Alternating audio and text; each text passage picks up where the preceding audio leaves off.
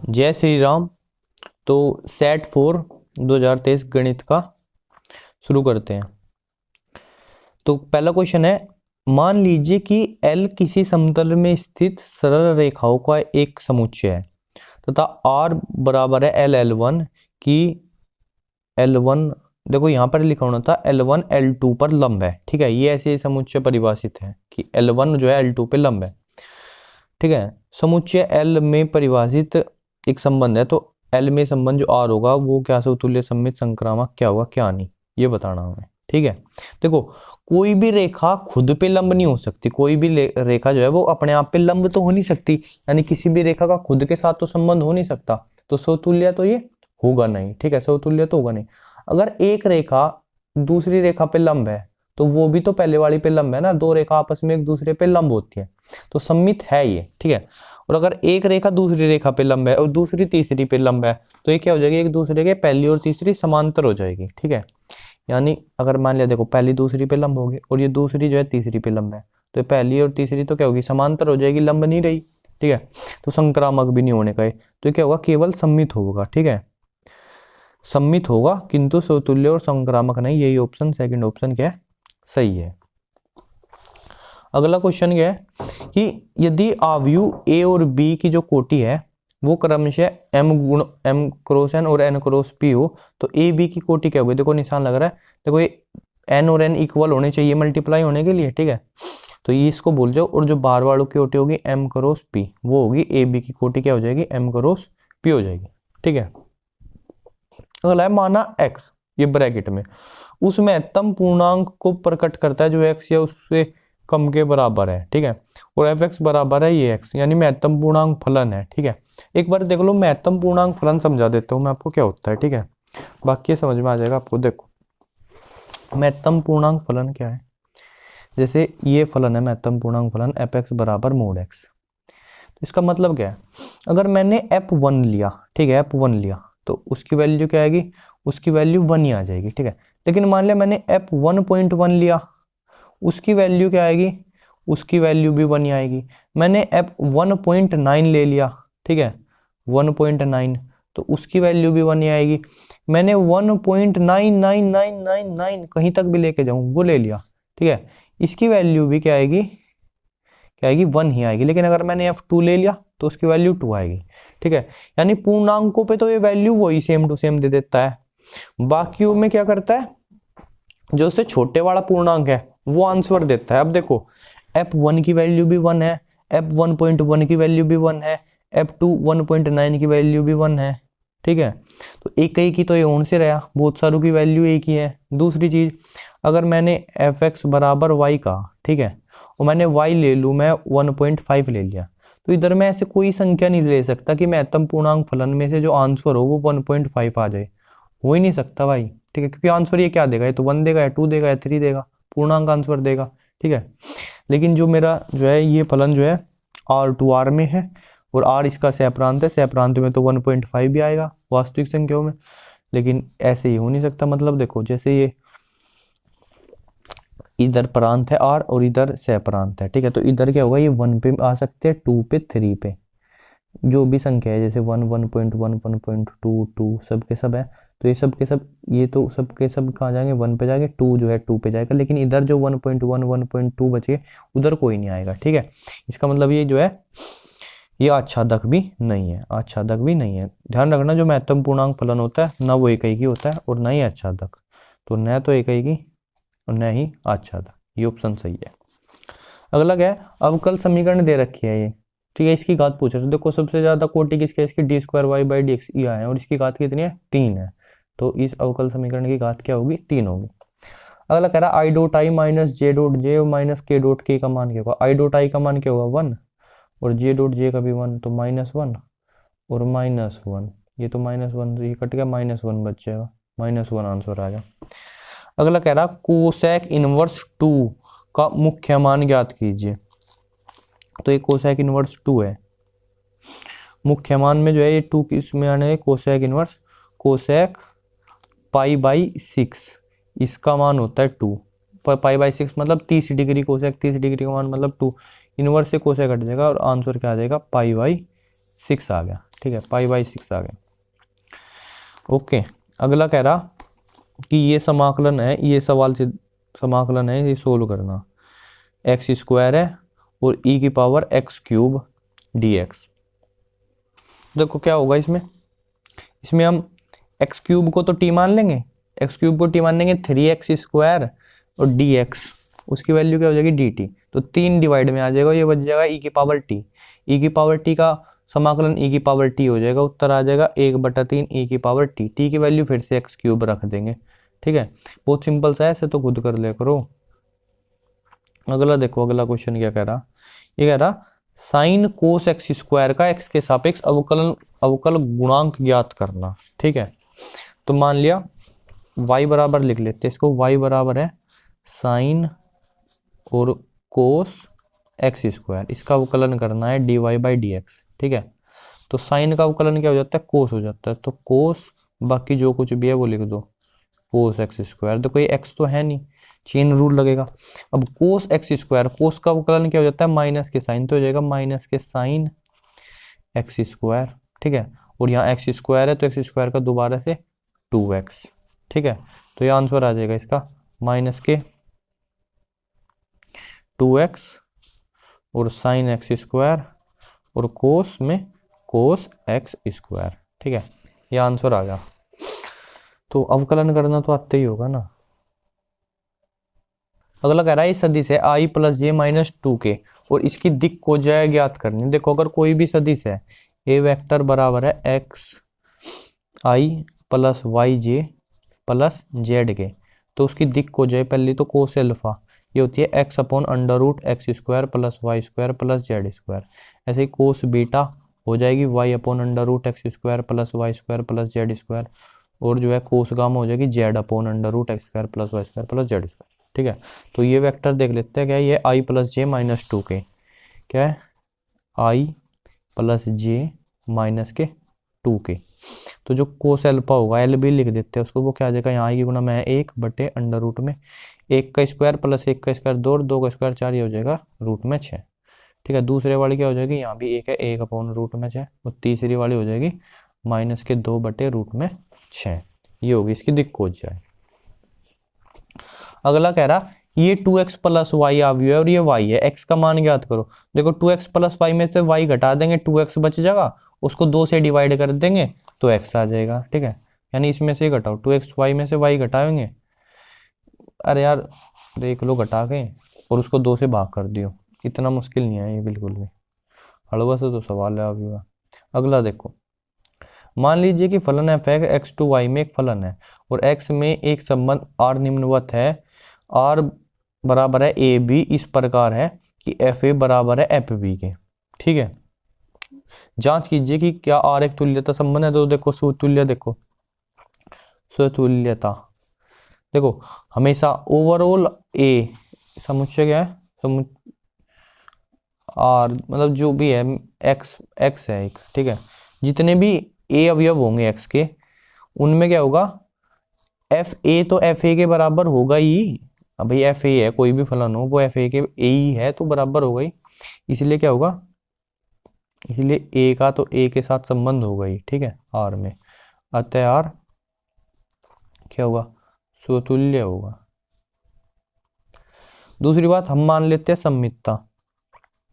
सम्मितता, सम्मितता क्या है, माना जो है ए बी बिलोंग करता है आर का, मान लिया कि ए बी जो है आर में है, इसका मतलब क्या है, इसका मतलब है कि एफ ए एफ बी के बराबर है, और अगर एफ ए एफ बी के बराबर है इसका मतलब है कि एफ बी भी एफ ए के बराबर है, और ये बराबर है, इसका मतलब बी ए बी आर में आर का अवयव है। ठीक है, और हमने कहा था ए बी आर का अवयव है, उससे सिद्ध कर दिया बी ए बी आर का अवयव है, अतः आर क्या है, अतः आर सम्मित भी है। ऐसे ही हम जो है संक्रामकता देखेंगे, संक्रामकता उसमें क्या कहेंगे, कहेंगे माना ए बी और कोमा बी सी, ये क्या है, अवयव है आर के। देखो ए बी अवयव है आर का, उससे क्या होगा, एफ ए बराबर एफ बी के, पहली चीज, और बी सी अवयव है आर का, मतलब ए बी बिलोंग करता है आर, उससे ये बात है इम्प्लाइज दैट, और बी सी बिलोंग कर रहा है आर, उससे क्या बात सिद्ध होती है कि एफ बी बराबर है एफ सी के, ठीक है। और समीकरण 1-2 से क्या होगा, समीकरण 1 व 2 से क्या सिद्ध होगा भाई, ए बी के बराबर है, बी सी के, तो एफ ए बराबर है एफ सी के, एफ सी, ये सी है, सी इम्प्लाइज दैट कि ए सी भी क्या है, बिलोंग करता है आर में, ठीक है। अब देखो आर में हमने कहा था ए बी सी है और ए सी भी आ गया, इसका मतलब क्या है, आर संक्रामक है, ठीक है, अतः आर संक्रामक है। और आर समतुल्य हो गया, सम्मित हो गया, संक्रामक होगा, अतः आर जो है एक तुल्यता संबंध है, ठीक है। अगला क्वेश्चन देखो, कह रहा कि सिद्ध कीजिए कि ई और एफ दो स्वतंत्र घटनाएं हैं तो ई और एफ डैश भी स्वतंत्र होगी, ये बात हमें सिद्ध करनी। देखो अगर ई और जो एफ है वे स्वतंत्र है, इसका मतलब क्या होगा, इसका मतलब अगर मैं प्रायिकता काट दूं ई अपॉन एफ की, वो क्या होगी, ई की प्रायिकता के ही बराबर होगी, ठीक है। पी अपॉन एफ अगर पी के बराबर हो, इसका मतलब ई और एफ स्वतंत्र है, ठीक है। या इसका मतलब ऐसे भी कह सकते हैं, अगर मैं पी एफ अपॉन ई निकाल लूँ, वो किसके बराबर होगा, वो पी एफ के बराबर होगा, ठीक है। अब देखो मुझे एफ डैश के लिए सिद्ध करना है, तो पी एफ डैश अपॉन ई ये निकालना है, पी एफ डैश अपॉन ई ये निकाल लूँ, तो ये क्या होगा, ये हो जाता है 1 माइनस पी एफ अपॉन ई, ठीक है। ये फॉर्मूला है जहां पर एफ डैश का मतलब है एफ का नहीं होना, ठीक है, एफ जहां भी जिसके ऊपर भी डैश लग जाए इसका मतलब उसका नहीं होना, ठीक है। तो पी एफ डैश अपॉन ई इसका फॉर्मूला होता है 1 माइनस पी एफ अपॉन ई, लेकिन जो पी एफ अपॉन ई है वो तो पी एफ के ही बराबर है, ठीक है, बराबर है 1 माइनस के पी एफ के, ठीक है। और 1 माइनस पी एफ का मतलब क्या है, ठीक है, पी का ना होना, यानी इसके बराबर है किसके, पी एफ डैश के, ठीक है। और पी एफ डैश अपॉन ई, ठीक है, देखो पी एफ डैश अपॉन ई ये बराबर आ गया पी एफ डैश के, इसका मतलब क्या है, इसका मतलब एफ डैश व ई क्या है, स्वतंत्र है, स्वतंत्र, ये तय है भाई, तय, ठीक है। और ये हमें सिद्ध करना था। दोबारा देख लो, अगर ई और एफ स्वतंत्र है तो P E upon F P के बराबर होगा और P F upon E P F के बराबर होगा, ठीक है।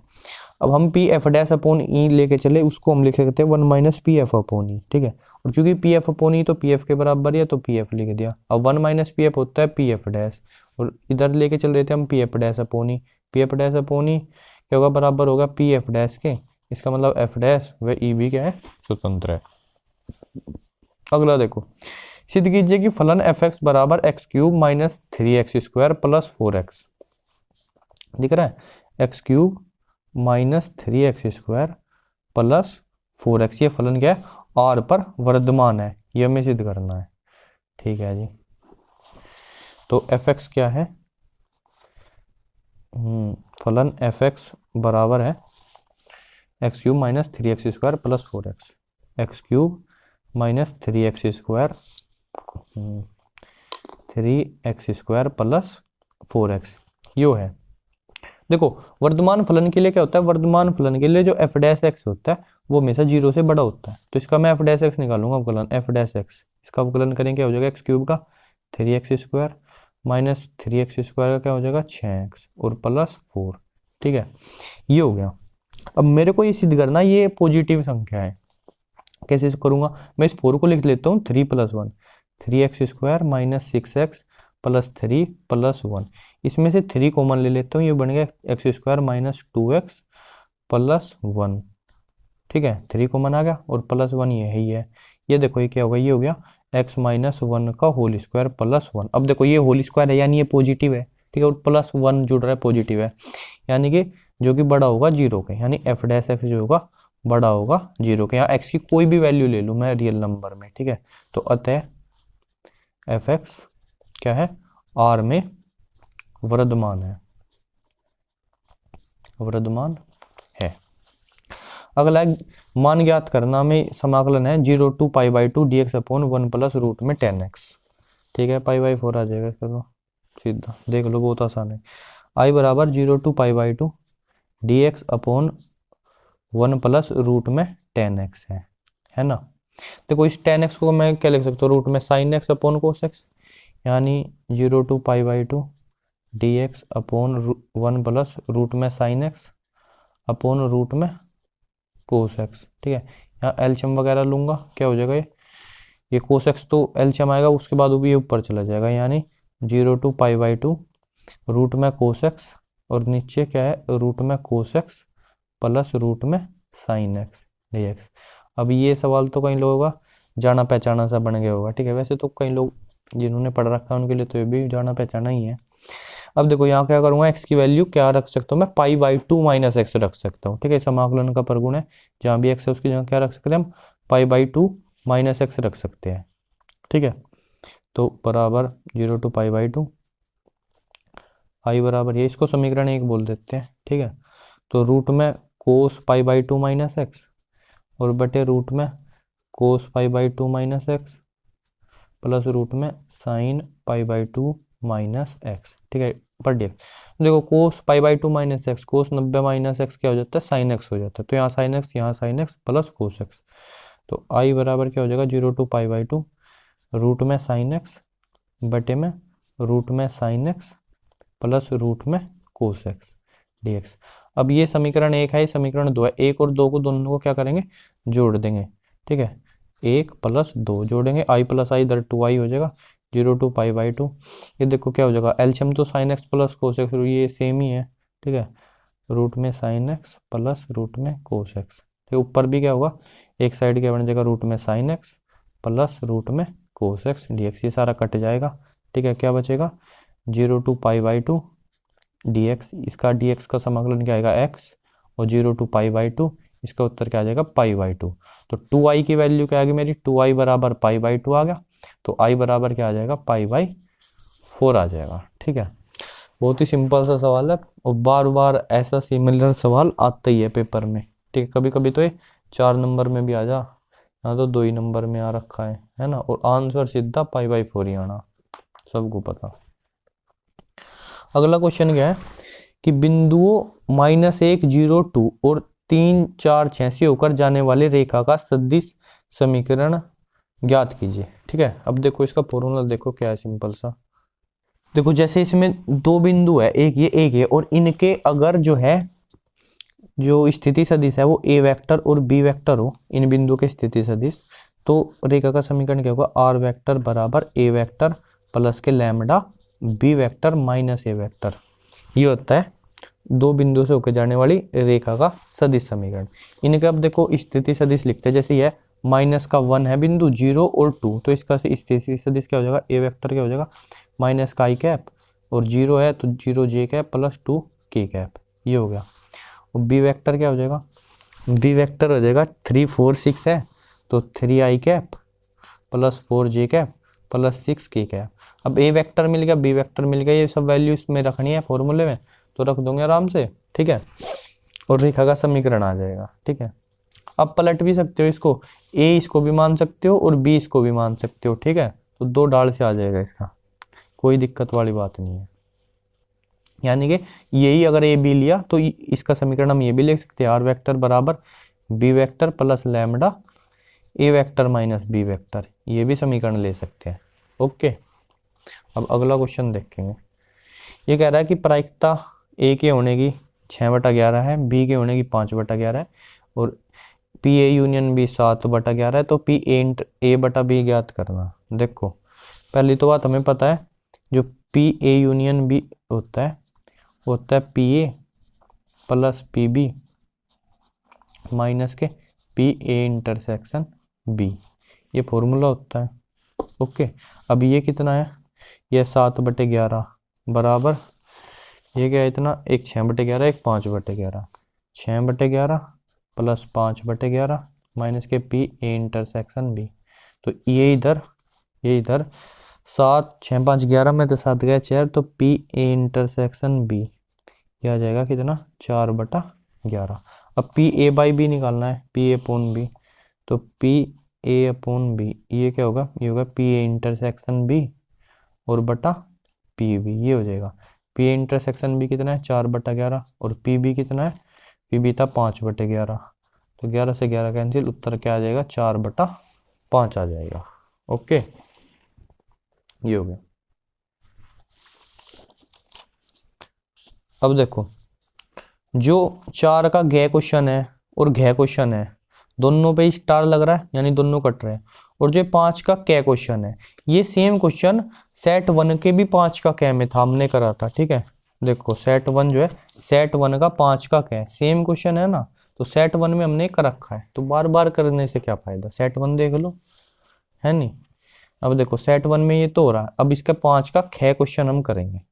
ओके, यह 5 का कै क्वेश्चन, ध्यान से देखो, y बराबर x की पावर x की पावर x की पावर ऐसे अनंत तक जा रखा है, तो सिद्ध करना x dy by D x बराबर y square upon 1 minus Y log x, ये सिद्ध करना हमें। ओके, देखो जैसे ये है y बराबर x की पावर x की पावर x की पावर x की पावर x ऐसे जा रहा, अगर मैं इस वाले को छुपा लूँ, देखो तब भी तो वैसे ही दिख रहा नहीं। ठीक है, यानी देखो ये y की वैल्यू है, ये x की पावर, इसको छुपा लो तो ये भी तो y की वैल्यू है, तो मैं इसमें लिख सकता हूँ y बराबर x की पावर y। अब देखो पावर वेरिएबल आगे क्या करना पड़ेगा, तो लोग लेना पड़ेगा दोनों साइड, लोग y बराबर लोग x की पावर y, ये क्या हो जाएगा, y पावर आगे आ जाएगी, लोग y बराबर y लोग x, ये हो गया। अब क्या करेंगे, अब अवकलन करेंगे x के सापेक्ष अवकलन। ठीक है, लोग y का क्या हो जाएगा, 1/y और फिर y का dy बाई डी एक्स बराबर, इधर y ऐसे कैसे ही, इधर लोग x का क्या हो जाएगा 1/x प्लस लोग x ऐसा कैसे ही, और y का क्या हो जाएगा dy बाई डी एक्स, ये हो गया। अब क्या करते हैं, दोनों जो dy बाई डी एक्स वाले टर्म है उनको एक साइड ही ले आते हैं, तो ये हो गया 1 माइनस वाई माइनस के क्या आ जाएगा लोग x into D Y by D x बराबर, इधर क्या है, इधर है y अपॉन एक्स, तो x की इधर मल्टीप्लाई कर लेते हैं और बाकी इस पूरे से नीचे डिवाइड कर लेंगे, क्योंकि जब वो हमें सिद्ध करना है उसमें x D Y by D X है, तो x और क्या है D Y by D X है बराबर y अपॉन, ये क्या हो जाएगा, एलसीएम ले लेंगे इधर भी, तो 1 माइनस वाई की इधर मल्टीप्लाई हो जाएगी y log x। ठीक है, y log x upon y, ये y ऊपर चला जाएगा। ठीक है, तो x D Y by D x बराबर हो जाएगा Y square upon 1 minus Y log x। तो सिद्ध क्या करना था हमें, यही सिद्ध करना था, x D Y by D x बराबर y square upon 1 minus Y log x। हो गया सिद्ध। देखो सिंपल सा सवाल था, कितना सिंपल था, बस इसकी जगह y लेना, ठीक है, log लेना, अवकलन करना, थोड़ा इधर से उधर करना और सिद्ध हो गया। ठीक है, ये हो गया। जय श्री राम। अगला क्वेश्चन देखते हैं, ये क्या है, समाकलन करना है। ठीक है, और इसमें क्या करना पड़ेगा, समाकलन में इसके क्या बोलते थे उसको, आंशिक भिन्न, आंशिक भिन्न से करना पड़ेगा इस वाले को। ठीक है, और उसके बाद क्या है, ये अवकल समीकरण हल करनी है। चलो तो करते हैं इस क्वेश्चन को। देखो ये क्वेश्चन है integration x upon x minus 1 x minus 2 x minus 3। ठीक है, तो आंशिक भिन्न से करना पड़ेगा इसको। तो देखो जो ये लिख रखा है इन्होंने, x upon x minus 1 x minus 2 x minus 3, मैं मानता हूँ अपनी तरफ से कि ये किसी बराबर है a अपॉन एक्स माइनस 1 के plus b upon x minus 2 के plus c upon x minus 3 के।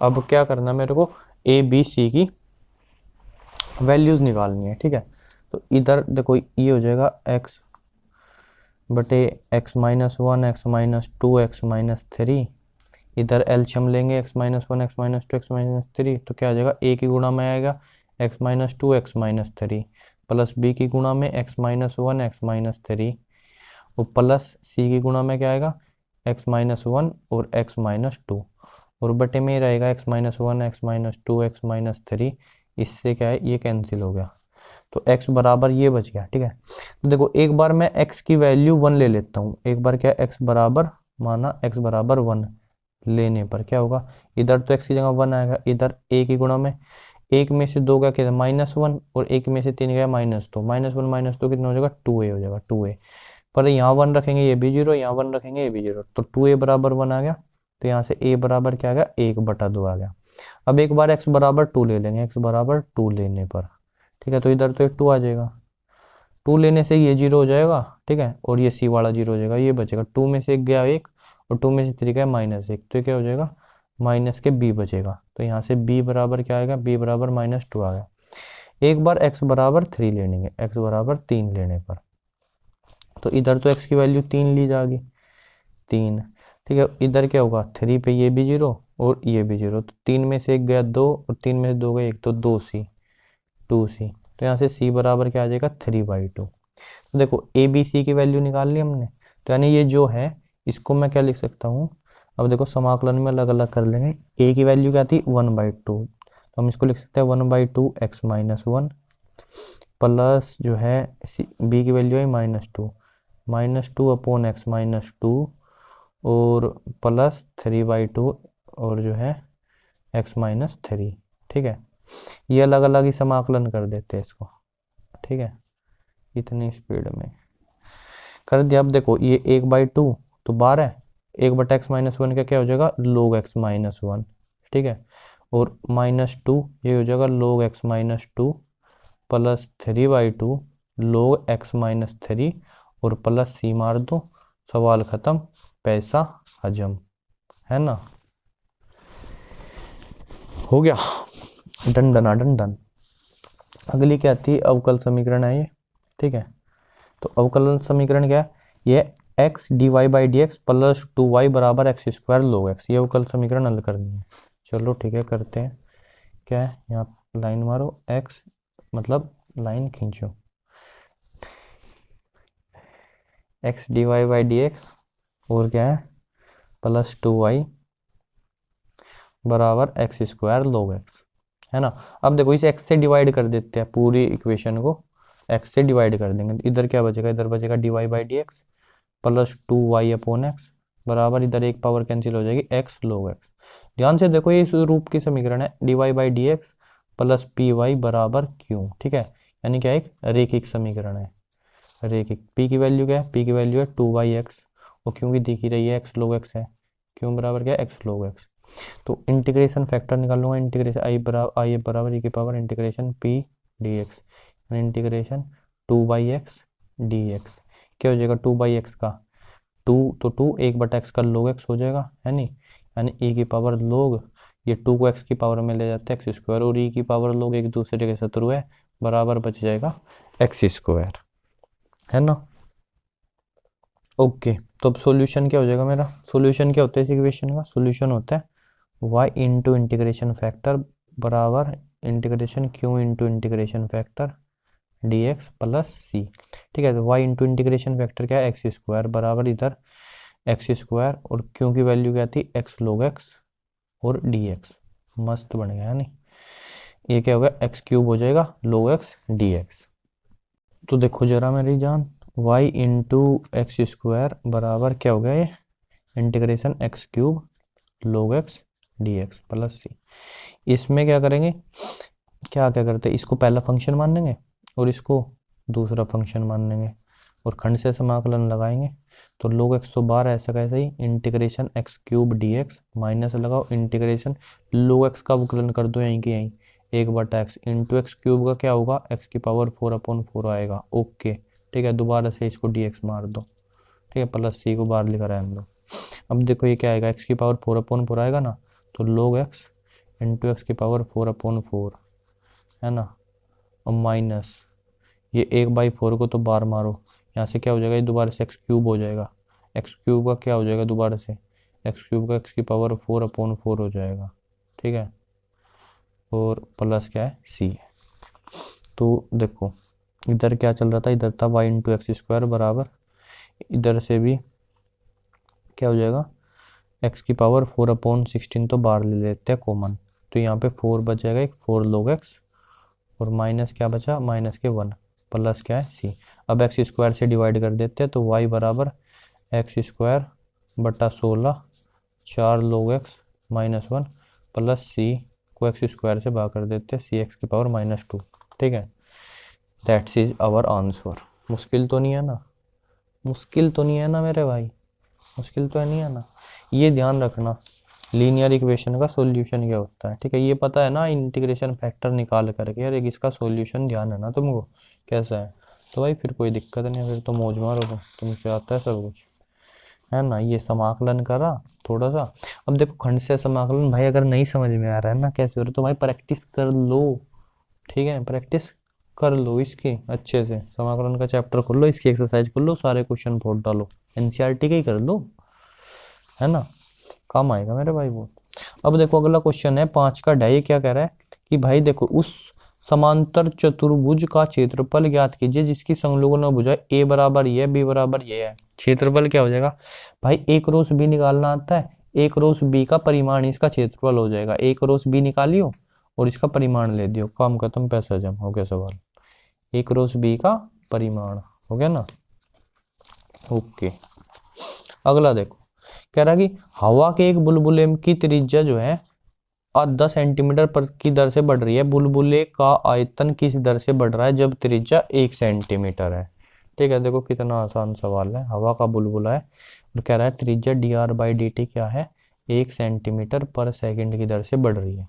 इसका आयतन क्या होता है, आयतन होता है v बराबर 4/3 पाई r क्यूब। आयतन के बढ़ने की दर dv/dt क्या हो जाएगी 4/3 पाई, तो ऐसा ही r क्यूब का 3r² और dr/dt। अवकलन कर दिया भाई, 3 से 3 कैंसिल मारो, 4 पाई r² और dr/dt। अब देखो 4 पाई तो ऐसा कहीं r की वैल्यू कितनी दिया 1, 1 का स्क्वायर हो गया 1, और dr/dt था आधा आधा, तो क्या हो गया ये 2 से 2 कैंसिल हो गया 2, ये हो जाएगा 2 पाई और सेंटीमीटर क्यूब पर सेकंड। ठीक है, सेंटीमीटर स्क्वायर यहाँ से, सेंटीमीटर यहाँ से, सेंटीमीटर क्यूब पर सेकंड, ये हो गया dv/dt। आयतन में परिवर्तन की दर, ये 5 नंबर का सवाल है। हाँ भाई 5 नंबर का ही है बिल्कुल।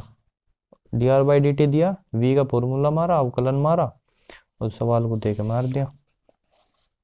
अगला कह रहा है ये समाकलन करना हमें, ठीक है, ये करना integration 5x + 3 upon √x² + 4x + 10। अच्छा ठीक है, कर लेंगे। देखो जरा ध्यान से, ये सवाल है मेरा। अब देखो अगर मैं निचले का अवकलन करूँ क्या बनेगा, x² का 2x प्लस इसका बनेगा 4 + 10। तो मेरे को ऊपर 2x + 4 चाहिए, पर यहाँ तो 5x बैठा जम गया, तो इस 5x का 2x कैसे बनाऊँ मैं। देखो पहले तो इसमें से 5 कॉमन निकाल लूंगा मैं, 5 कॉमन निकाल ला तो क्या हो जाएगा, ये हो जाएगा x + 3/5, ये हो जाएगा। अब जो है 2 की गुणा करूँगा, 2 की गुणा करेंगे तो 2 से भाग भी करना पड़ेगा। ठीक है, तो 2 की तो गुणा कर दी इसमें मैंने, ठीक है, और 2 से भाग यहाँ कर देते हैं। ठीक है, अब लेकिन 2, ये तो 6/5 हो जाएगा। अब मेरे को 2x + 4 और चाहिए, तो 4 जोड़ लूँगा और 4 घटा लूँगा। ठीक है, बटे में नीचे x² + 4x + 10, ये हो गया, और dx। ये करा क्यों अभी समझ में आ जाएगा। तो 2x + 4 को तो एक पास, 5/2 तो बाहर हो गया ये, एक तो 2x + 4 को तो यहाँ रख लेते हैं 2x + 4। अब ये 6/5 में से 4 घटा के कितना बचेगा, 5 चौक 20, 6 में से 20 गया 14, -14/5, -14/5, ये हो गया। ठीक है, और ये क्या है बटे में x² + 4x + 10। ठीक है, ठीक। अब इसको क्या करेंगे, इसको 1 बना लो बाबूजी, इसको अलग भाग दे देंगे, इससे इसको अलग दे देंगे। ठीक है, यानी एक तो हो जाएगा मेरा 5/2 इंटीग्रेशन 2x + 4 बटे इंटीग्रेशन रूट में x² + 4x + 10 dx। एक तो ये हो गया, और -5/2 यहाँ है और 14/5 यहाँ है, 5/2 गुणा 14/5 इंटीग्रेशन 1/√x² + 4x + के 10 dx। ठीक है, यहाँ तो 5 से 5 कट गया, 2 से 14 कट गया, आ गया 7। तो देखो इस वाले को क्या करना है, इस वाले को तो कुछ करना ही नहीं, निचले को हम t मान लेंगे, हम मान लेंगे कि x² + 4x + 10t है, ऊपरला क्या है, ऊपरले गुणा dx उसका dt बन जाएगा, है नहीं, ऊपरला तो इसका अवकलन ही रखा हुआ है ना, तो क्या बन जाएगा 1/रूट में t dt, और 1/√t का समाकलन क्या आएगा, उसका आएगा 2√t आएगा ना, यानी 5/2 गुणा इसका समाकलन हो गया, क्या आ जाएगा 2 में x² + 4x + 10, इसका तो आ गया 2 से 2 भी काट दियो, क्या आ जाएगा 5 रूट में x² + 4x + 10, इतने का तो हो गया। अब ये बचा है आगे -7 और ये रूट में 1/4x प्लस, इसको अगले पेज पे देखते हैं, अभी इसका निपटाते हैं कार्यक्रम। देखो आगे क्या बचा था, माइनस का 7 12, 1/रूट में x² प्लस 4x और प्लस 10, है ना, ये है। इसको देखो बनाएंगे पूर्ण वर्ग। पूर्ण वर्ग क्या बनाएंगे, देखो 4x है यानी 2 इंटू 2x कहीं आया होगा, तो इस 10 को मैं 4 प्लस 6 लिख लेता हूँ, ठीक है, रूट में x² प्लस 4x, इस 10 को क्या लिख लेता हूँ, प्लस 4 प्लस 6 ऐसे लिख लेता हूँ। देखो अभी ये क्या बनेगा, x² प्लस 4x प्लस 4, देखो ये क्या बनेगा, ये बनेगा x प्लस 2 का होल स्क्वायर, बन गया नहीं बन गया, खोल के देखो यही आएगा। वो प्लस ये 6 है, इसको लिख लेते हैं रूट 6 का स्क्वायर, लिख लेते हैं dx। अब देखो इसमें फॉर्मूला इसका लगा देंगे, 1/√x² प्लस a² dx। क्या होता है इसका फॉर्मूला, इसका फॉर्मूला होता है log में x प्लस रूट में x² प्लस a² प्लस ये होता है, यानी इस ये हो जाएगा माइनस का 7 log में x प्लस 2 और प्लस के रूट में x प्लस 2 का स्क्वायर और प्लस में रूट 6 का स्क्वायर। अब देखो ये तो जो सारा सिस्टम है ये तो यही था, x² प्लस 4x प्लस 10, तो इसको लिख सकते हैं माइनस के साथ log में x प्लस 2 प्लस रूट में x² प्लस 4x प्लस 10, है ना।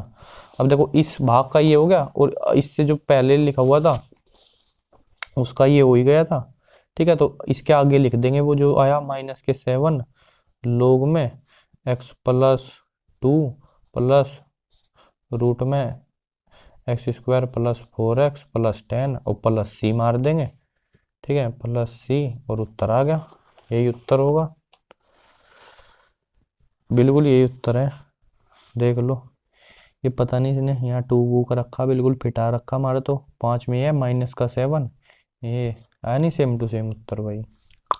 अरे बहुत तेज दिमाग काम करे जब प्रैक्टिस हो जा, है नहीं, प्रैक्टिस मारो फिर।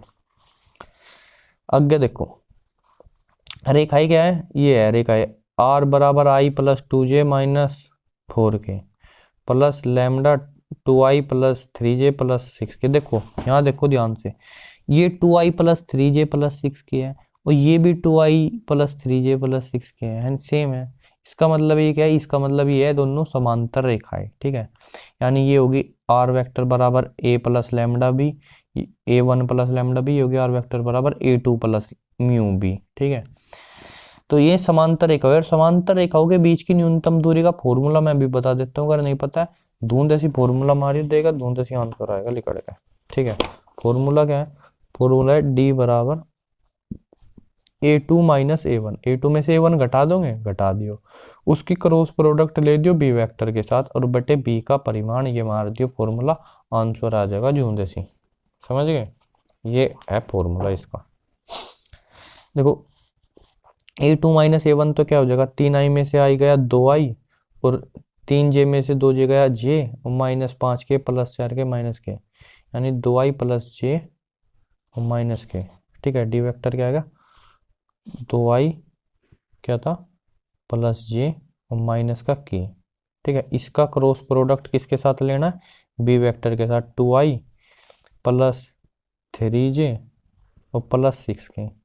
देखो क्रॉस प्रोडक्ट लेना ही कौन सा बड़ी बात है, अभी ले देंगे, यहाँ ले रहे आई जे के, ये क्या है 2 1 और माइनस 1, 2 1 और माइनस 1, और ये क्या है 2 3 6, 2 3 6, ठीक है। आई वेक्टर लो, क्या बन गया, यो आई लिया, यो खत्म, यो खत्म, 6 कम 6 और 3 9 हो गया, माइनस का जे लो, ये कोष्ट है इतना सुंदर, माइनस का जे लेंगे, ये खत्म ये खत्म, 6 दूनी 12 और 2 कितना हो जाएगा 14 हो जाएगा, और प्लस के कैप लो, ये खत्म, 3 दूनी 6 में से 2 गया, कितना आ गया 4 आ, कितना आ गया ये 9i माइनस 14j और प्लस 4 के कैप, यो आ गया। अब देखो इसका परिमाण, देखो परिमाण क्या आ जाएगा, ठीक है, यहाँ क्या लेना है, इसका परिमाण ही लेना है, ओके। तो परिमाण देखो क्या आ जाएगा इसका, 9 का स्क्वायर 81, माइनस के 14 का स्क्वायर 196 और 4 का स्क्वायर 16, कितना बन गया ये, रूट में 196, 200 मान लो, 4 घटा देंगे 12 हो जाएगा ये, तो 212 तो ये हो गया, और की 80, 80 12 कितना हुआ है, 80 12 हुआ है 92, 193 हो गया शायद, रूट में 193। ठीक है, और बी का परिमाण भी लिख लियो क्या होगा, तो ऊपर तो क्या आ जाएगा, इसकी क्रॉस कर गए, इसका परिमाण क्या आ गया, रूट में 193, और बेटे बी का परिमाण क्या आ जाएगा, रूट में 2 का स्क्वायर 4, 3 का स्क्वायर 9, 6 का 36, 36 और 9 4 13 कितना हो गया, 49, यानी 7 आ गया। ठीक है, बटे 7, ये आ गई दूरी। ओ भाई सॉरी 196 तो यही है, तो 193 कहाँ से आ जाएगा, ये 293 आएगा, है नहीं, तो 200 रूट में 293 बटा 7, यही उत्तर है, रूट में 293 बटा 7। ठीक है, तो ये फॉर्मूला लगाना। ठीक है, यहाँ इसका क्या है, परिमाण है नहीं, परिमाण है। ओके, अब बटे ये, और बाद में मॉडुलस इसलिए अगर माइनस में आ जाएगा उत्तर तो उसको क्या करना, प्लस का करना। ठीक है, तो यो भी क्वेश्चन हो गया। अब अगला क्या है,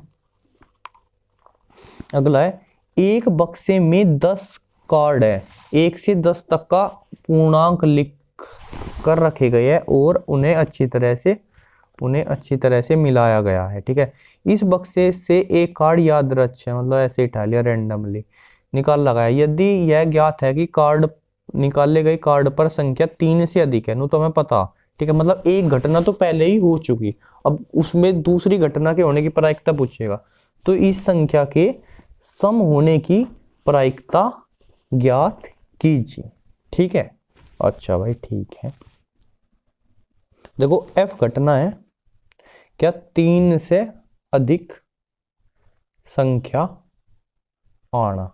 ठीक है, और ई घटना क्या है, ई घटना है संख्या का सम होना, है ना। ठीक है, और हमें क्या निकालना, हमें पी ई बटा एफ निकालना, जिसका फॉर्मूला क्या होता है, पी ई इंटरसेक्शन एफ और बटे पी एफ। अब देखो 3 से अधिक संख्या क्या है, 4 5 6 7 8 9 10।